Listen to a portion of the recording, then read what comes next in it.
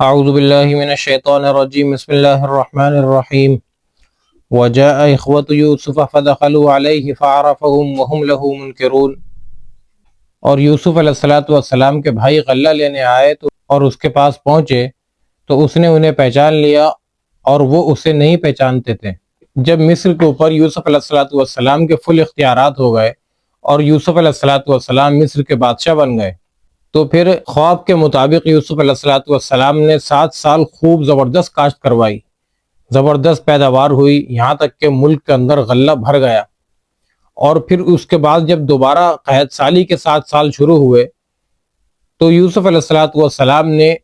غلے کی ایک متوسط رقم طے کر کے آس پڑوس کے جو قحط زدہ علاقے تھے ان جگہوں پر غلہ بکوایا۔ تو کچھ ہی دنوں کے بعد یہ چرچا سارے مصر میں پھیل گئی کہ مصر کے اندر بھائی غلہ بہت سستا ہے، تو لوگ مصر کا رخ کرنے لگے اور مصر کی طرف آنے لگے لوگ کہ بھائی مصر سے غلہ لے کے آئیں گے، اور مصر کا ایک بادشاہ ہے جو غلہ بہت سستے داموں میں دے رہا ہے۔ تو یوسف علیہ السلام کے بھائی بھی مصر پہنچے اور یہ بادشاہ کی طرف سے اعلان تھا جو پردیسی لوگ آئیں گے ان سب کو ایک ایک اونٹ غلہ دیا جائے گا۔ تو یوسف علیہ السلام کے جتنے بھائی ہیں مصر کے اندر داخل ہوئے اور یوسف علیہ السلام کے پاس پہنچتے ہیں تو بادشاہوں کا جیسے طریقہ ہوتا ہے کہ جب بادشاہوں کے دربار میں کوئی جاتا ہے تو نام پتہ نوٹ کیا جاتا ہے، ان کے نام پتے لکھوائے گئے۔ تو یوسف علیہ السلام کو پتہ چل گیا کہ میرے بھائی آئے ہوئے ہیں۔ تو جب یوسف علیہ السلام اور ان کے بھائی کی جدائی ہوئی تھی تو یوسف علیہ السلام بڑے چھوٹے تھے اور ان کو کنویں میں ڈال دیا تھا، اور ان کے بھائیوں کا تو یہ وہم و گمان بھی نہیں پہنچ پا رہا تھا کہ یوسف اس مقام تک پہنچ گئے ہوں گے۔ اگر وہ اپنے بھائی کو پہچانتے کہاں ہمت ہوتی اس بات کی کہ وہ بادشاہ کا نام پتہ پوچھیں کہ بھئی آپ کون ہیں۔ تو بہرحال تو یوسف علیہ السلام نے تو ان کی وضع قطع ان کے چہرے مہرے سے ان کو پہچان لیا، حالانکہ وہ یوسف علیہ السلام کو نہیں پہچان سکے۔ وَلَمَّا جَهَّزَهُمْ بِجَهَازِهِمْ قَالَ ائْتُونِي بِأَخٍ لَكُمْ مِنْ أَبِيكُمْ أَلَا تَرَوْنَ أَنِّي أُوفِي الْكَيْلَ وَأَنَا خَيْرُ الْمُنزِلِينَ۔ اور جب اس نے ان کا ساز و سامان تیار کروا دیا تو کہا کہ میرے پاس اپنا پدری بھائی بنیامین کو بھی لانا، کیا تم دیکھتے نہیں کہ میں پورا غلہ دیتا ہوں اور میں بہترین مہمان نواز ہوں۔ حضرت یوسف علیہ السلام نے اپنے بھائیوں کی بڑی ان کی مہمان نوازی کی، اور ایسے اخلاق دیکھ کر کہ بھئی بہت ہی اچھے اخلاق والا بادشاہ ہے، یہ دیکھ کر انہوں نے اس بات کی درخواست رکھی کہ بادشاہ سلامت، ہمارا ایک علاتی بھائی ہے جو جس کو والد صاحب نے اپنے پاس روک لیا ہے، ہمارے والد بوڑھے ہیں اور بڑے غمزدہ رہتے ہیں، تسکین کے لیے ہمارے اس بھائی کو اپنے پاس روک لیا ہے۔ ہوا یہ تھا کہ ہمارا ایک بھائی جس کا نام یوسف تھا، والد صاحب کو بے حد محبوب تھا، وہ جنگل میں کہیں فوت ہو گیا تھا، تو جب سے والد جو ہیں بڑے غمگین رہتے ہیں، اور اگر آپ مناسب سمجھیں تو بڑی مہربانی آپ کی ہوگی، آپ ایک اونٹ غلہ ہمیں بھائی کی طرف سے بھی دے دیجیے۔ یوسف علیہ السلام نے ان سے کہا اگلی دفعہ جب آپ آنا تو اپنے بھائی کو ضرور لے کر آنا، اگر آپ بھائی کو لے کر نہیں آئے تو آپ کو غلہ نہیں ملے گا۔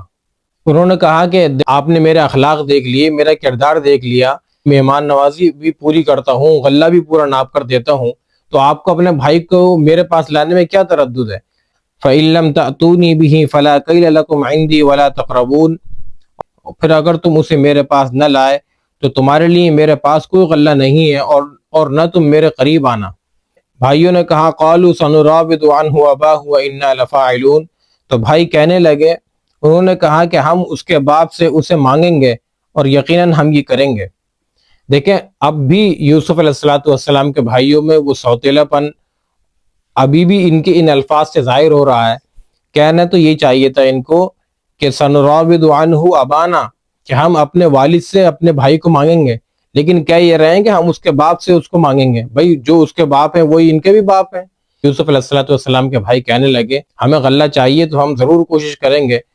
لیکن ہمارے والد سے اس بھائی کو جدا کرنا آسان نہیں ہے، وہ پہلے ہی اتنے غمگین ہیں، اور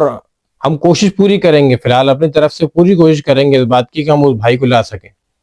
وقال لفتيانه جعلوا بضاعتهم في رحالهم لعلهم يعرفونها اذا انقلبوا الى اهلهم لعلهم يرجعون۔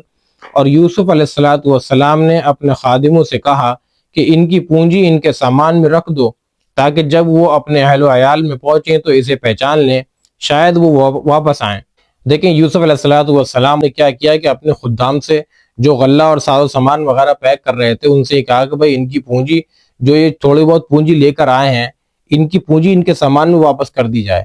وہ پونجی ان کے سامان میں رکھ دی گئی۔ یوسف علیہ السلام نے اس لیے پونجی رکھی کہ یہ جائیں گے، جب اپنا غلہ اور اپنا ساز و سامان دیکھیں گے اور اپنے پیسے بھی واپس دیکھ لیں گے تو ان کی دوبارہ ہمت بڑھے گی آنے کے لیے۔ اور دوسرے تو انہوں نے بادشاہ کے اخلاق دیکھ ہی لیے کہ بھائی کس قدر کریمانہ اخلاق والا بادشاہ ہے کہ ہمارے پیسے بھی واپس کر دیے، تو ان کے دوبارہ قدم اٹھیں گے میری طرف آنے کے لیے، دوبارہ ہمت بنے گی۔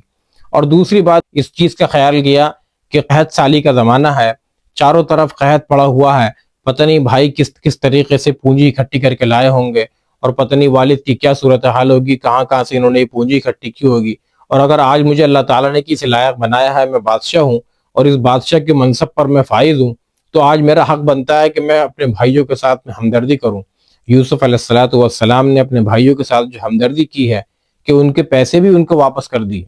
اور ان کے پیسے اسی لیے واپس کیے، ہو سکتا کہ کہیں ایسا نہ ہو کہ دوبارہ ان کے پاس پیسوں کا انتظام نہ ہو سکے اور یہ نہ آئیں، تو لہٰذا یوسف علیہ السلام نے ان کو دوبارہ راستہ ان کے لیے آنے کے لیے ہموار کیا اور ان کی پونجی ان کو واپس کر دی۔ اللہ تبارک و تعالی